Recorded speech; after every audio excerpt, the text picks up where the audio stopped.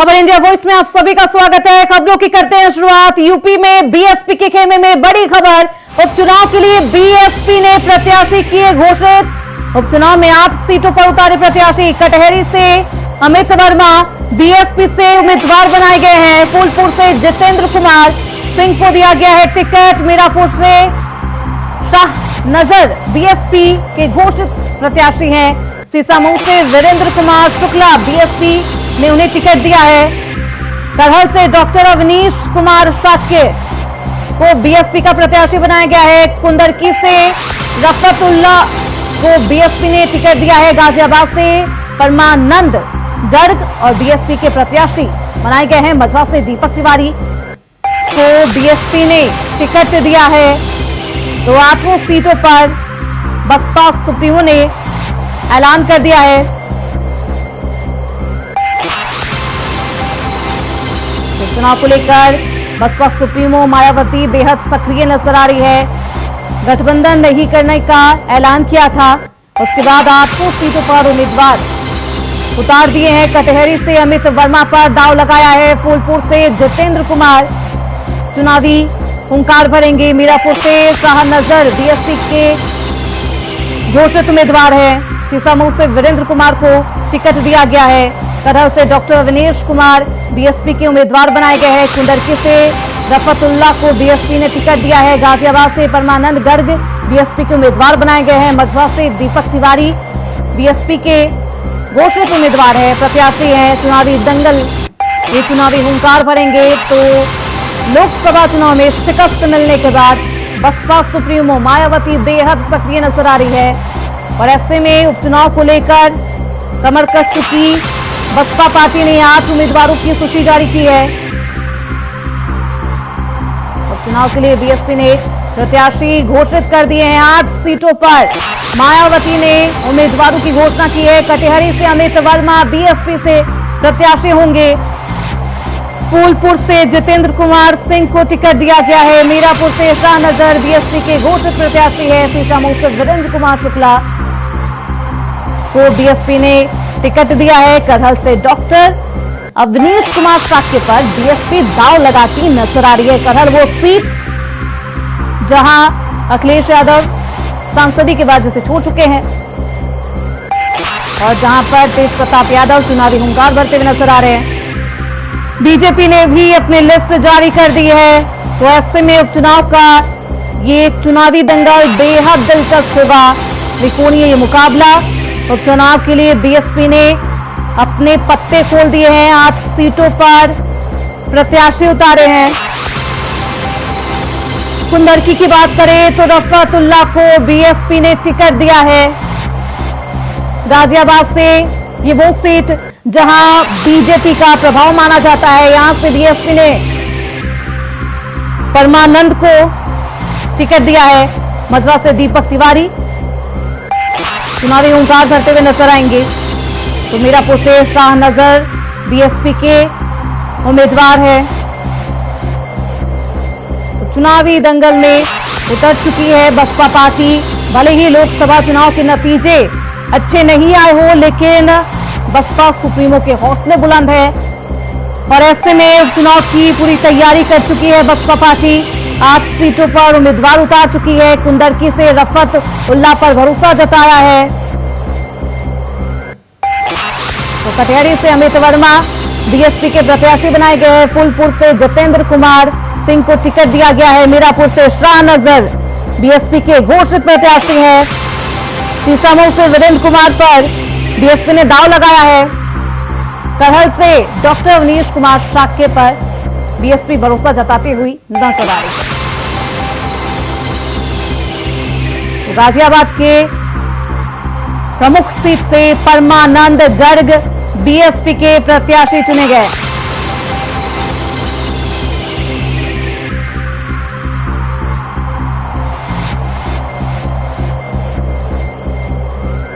तो 8 सीटों पर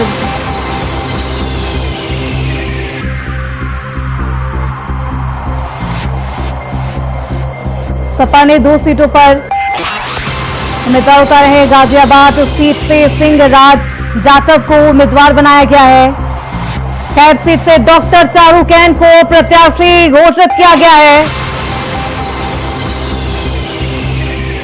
सपा ने 2 सीटों पर प्रत्याशियों का ऐलान कर दिया है।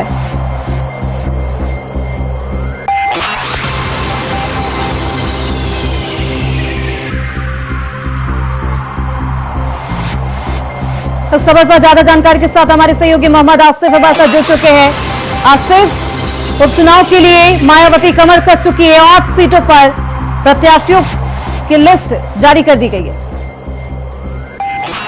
जी बिल्कुल, सुनती जिस तरह से उपचुनाव की तैयारियां में सभी दल लगे हुए हैं, इन सब के बीच बसपा प्रमुख मायावती ने भी अब चुनावी हुंकार भर दी है। 8 सीटों पर बसपा प्रमुख मायावती ने अपने प्रत्याशी उतार दिए। हालांकि इन प्रत्याशियों के नामों की लिस्ट पहले ही तैयार की जा चुकी थी। अगर सीसामऊ की बात करें और फूलपुर सीट की बात करें तो यहाँ पर बसपा प्रमुख मायावती ने चुनावी गणित देखते हुए प्रत्याशी भी चेंज कर दिए हैं। और जिस तरह से अब अगर करहल सीट की बात करें तो करहल में जिस तरह से अवनी साख पर बसपा प्रमुख ने दांव आजमाया है, यहाँ पर मुलायम परिवार के तेज प्रताप यादव चुनाव लड़ रहे हैं। तो यह कहा जा सकता है कि बसपा प्रमुख मायावती कई ऐसी सीटें हैं जहां पर समाजवादी पार्टी का समीकरण बिगाड़ सकते हैं। वहीं दूसरी तरफ अगर बसपा की लिस्ट को देखें तो यहाँ पर दलित प्रत्याशियों को तरजीह नहीं दी गई है। यहाँ पर क्षत्रिय, ब्राह्मण और मुस्लिम गठजोड़ बसपा प्रमुख मायावती की लिस्ट में दिख रहा है। चाहे मीरापुर सीट की बात हो, यहाँ पर शाहनजर चुनाव मैदान में है। और वहीं सीसामऊ से बात करें तो यहाँ पर वीरेंद्र कुमार शुक्ला चुनाव मैदान में है। वहीं कुंदरकी से रफातुल्ला और गाजियाबाद से परमानंद गर्ग और मझवा से दीपक तिवारी बीएसपी प्रत्याशी घोषित किए गए हैं। तो कुल मिलाकर यह कहा जा सकता है बिल्कुल दलित चेहरे पर इस बार मायावती ने कुछ खास दाव नहीं लगाया। ये प्रयोग कितना कामयाब रहता है देखना बेहद दिलचस्प होगा। आसिफ, बहुत शुक्रिया इन तमाम जानकारियों के लिए।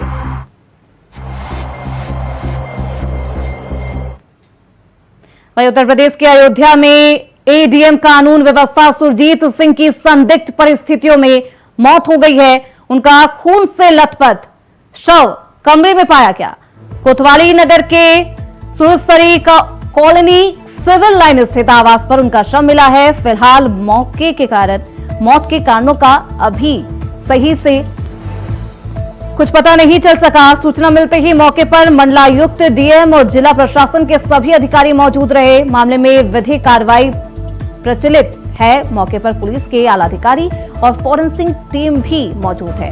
मौत की वजह का पता नहीं चल सका है। पुलिस जांच में जुटी है। पुलिस की तरफ से अभी मामले में कोई बयान सामने नहीं आया है। बताया जा रहा है कि कमरे में चारों तरफ फर्श पर खून फैला हुआ था। हमारे साथ हमारे सहयोगी विनय मिश्रा अयोध्या से हमारे साथ जुड़ चुके हैं। विनय, क्या कुछ है ये पूरा मामला? श्रुति, आपको यहाँ पे बता दूं कि अयोध्या में एडीएम प्रशासन की जिस तरीके से संदिग्ध परिस्थितियों में आज सुबह मौत हो जाती है और जब उसकी नजदारी दरवाजा खुलवाती है, दरवाजा जब नहीं खुलता तो इसकी सूचना जो है तुरंत पुलिस को दी जाती है। पुलिस के आला अधिकारी समेत जो है मंडलायुक्त और आईजी और डीएम मौके पहुंचते हैं तो उनका सब जो है पड़ा हुआ मिलता है। कई खून के डब्बे भी वहाँ मिलते हैं।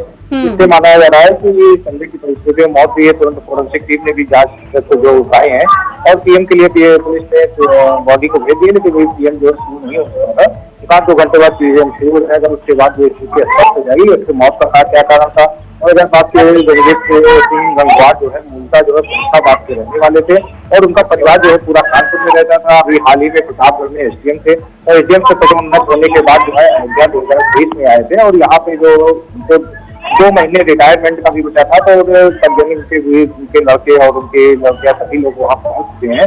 उनका कहना था कि कल शाम को भी पापा के द्वारा फोन किया गया था, बताया जा रहा है कि डायबिटीज जो है बढ़ी हुई है और इनको हार्ट की भी कुछ दिक्कतें थी तो अस्वस्थ कई दिनों से चल ही रहते हैं। यहाँ के स्थानीय प्रशासन का भी कहना है कि माना जा रहा है कि हार्ट अटैक से भी मौत हो सकती है, लेकिन ये मौत किस वजह से हुई है ये आने वाला वक्त बताएगा। तो पीएम रिपोर्ट आ जाती है, उसके बाद ही स्थिति स्पष्ट की जा सकती है।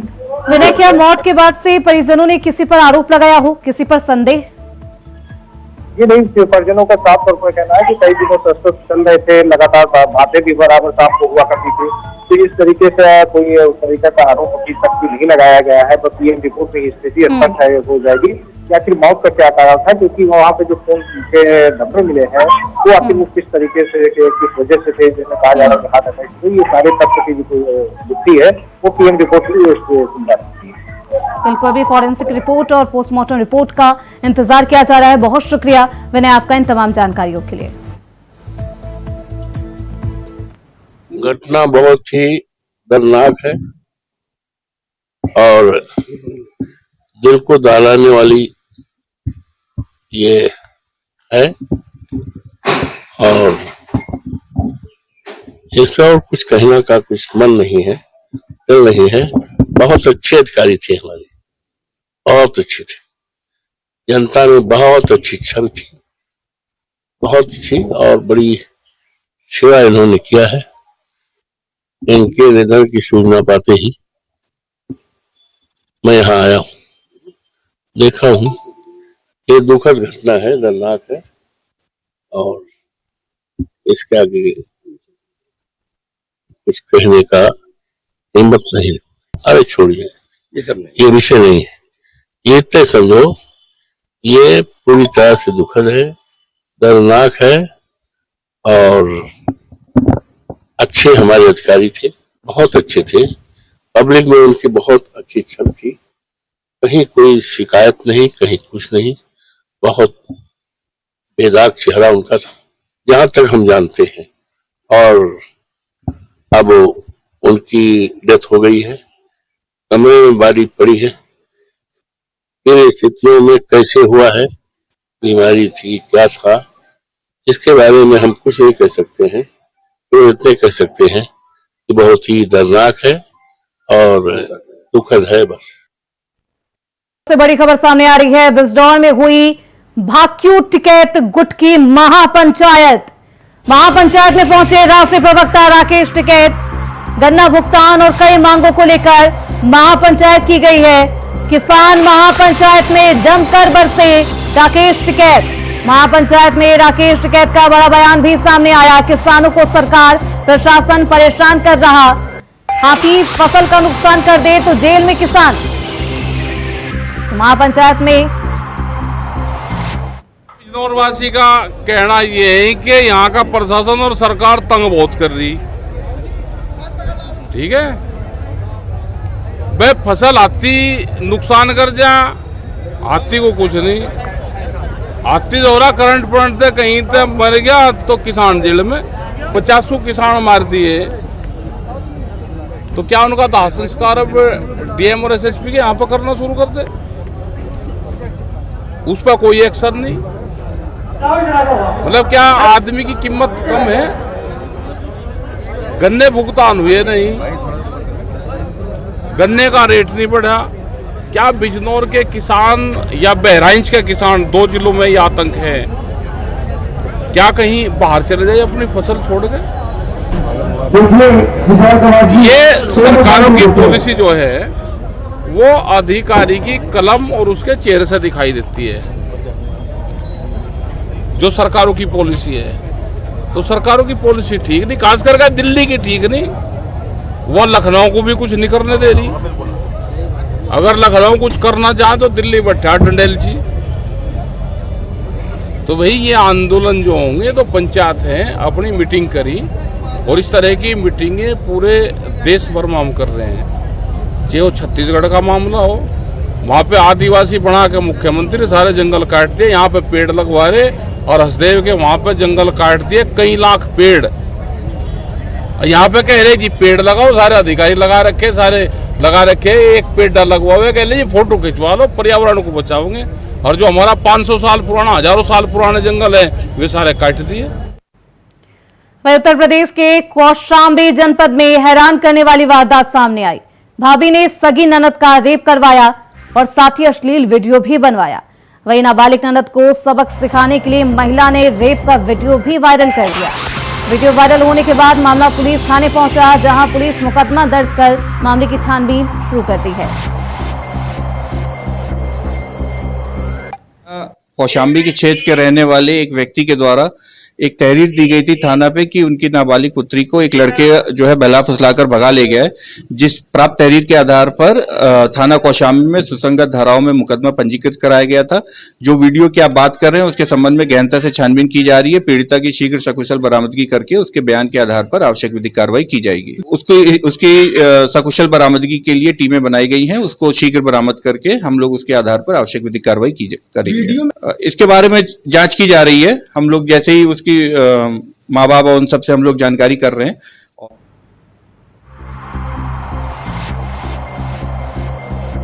इस खबर पर ज्यादा जानकारी के साथ हमारे सहयोगी रमन मिश्रा हमारे साथ जुड़ चुके हैं। रमन, क्या कुछ है ये पूरा मामला? बेशर्मी की हदें पार कर दी गई। बिल्कुल श्रुति, जो मामला आया है अपने आप में इतना ज्यादा चौंकाने वाला है जो कि आज तक ऐसी तस्वीर कभी भी सामने नहीं आई होगी कि एक भाभी ने ननद का रेप कराया और वीडियो बनाया बकायदा। जिस तरीके से फिल्मों में आज तक लोग देखते रहे हैं कि जो कोई भाभी, तमाम ऐसी जो डी ग्रेड की फिल्में होती हैं उसमें ये सब चीजें दिखाई जाती हैं। कोई भाभी होती है अपने प्रेमी को बुलाती है, अपने ननद का रेप कराती है और उसका वीडियो बनाती है। हालांकि पीड़िता ने जो इस पर पीड़िता के पिता ने जिस तरीके से बताया है वो अपने आप में बहुत ही विवस्त मामला है। और पीड़िता जो है अभी हालांकि माना जा रहा है कि वो अपने प्रेमी के साथ पे कहीं पे अलग चली गई है, क्योंकि इस हादसे से वो बहुत ज्यादा ट्रामा में चली गई है। और उसने बताया कि लगभग 2 घंटे तक वो प्रयास करती रही कि किसी तरह वो बच जाए, लेकिन उसके बाद में वो खुद को बचा नहीं सकी और उसके साथ उसके भाभी के प्रेमी ने दरिंदगी की और जितनी हदें थी वो पार कर दी। कमरे में उसके साथ जबरदस्ती की। आपको बता दें कौशाम्बी के सीओ शेख सिंह ने बताया है कि पीड़िता के पिता के तहरीर पर मामला दर्ज कर लिया गया है और आरोपी की भी तलाश हो रही है। और साथ में ये पूरा मामला क्या है, भाभी का इसमें रोल क्या है, इसको लेकर पूरी गहनता से जांच की जाएगी और उसके बाद में जो भी अगर जो आरोपी पाया जाएगा उसको सख्त से सख्त सजा दिलाई जाएगी। बिल्कुल, अभी तक इस पूरे मामले पर प्रशासन की तरफ से क्या कुछ कार्रवाई की गई है रमन? शासन की तरफ से अभी तक हालांकि कोई गिरफ्तारी नहीं हुई है, लेकिन प्रशासन का कहना है कि जल्द ही इस मामले में गिरफ्तारी भी हो जाएगी और जल्द ही जो भी पूरा मामला है वो सामने आएगा और मामले में जो भी दोषी है उसे जल्दी से जल्दी जेल में डाल के सख्त से सख्त सजा दिलाई जाएगी। रमन, आखिर ननद और भाभी में क्या किसी बात को लेकर मतभेद थी? ये अभी तक चीजें सामने नहीं आई हैं कि ननद और भाभी में क्या मतभेद था, लेकिन जिस तरीके से इतना गंदा ये कांड हुआ है उससे ये सामने आ रहा है कि कहीं ना कहीं कोई विवाद था जिसका बदला भाभी लेना चाहती थी। हो सकता है कि ननद को भाभी के प्रेम प्रसंग के बारे में पता चल गया हो और उस प्रेम प्रसंग के बारे में और किसी को पता न चले, यानी लड़की के भाई को पता न चले, उसके पति को पता न चले, इसलिए उसने अपनी ननद को अपने प्रेमी से शिकार करवा दिया और बाकायदा उसको वीडियो बनाया जो कि बहुत ही ज्यादा हैवानियत भरा वीडियो है। बिल्कुल रमन, ये मामला रिश्तों को की मर्यादाओं को तार तार कर रहा है। बहुत शुक्रिया रमन आपका इन तमाम जानकारियों के लिए। फिलहाल इसी के साथ इस बुलेटिन में बस इतना ही। देखते रहिए इंडिया वॉइस।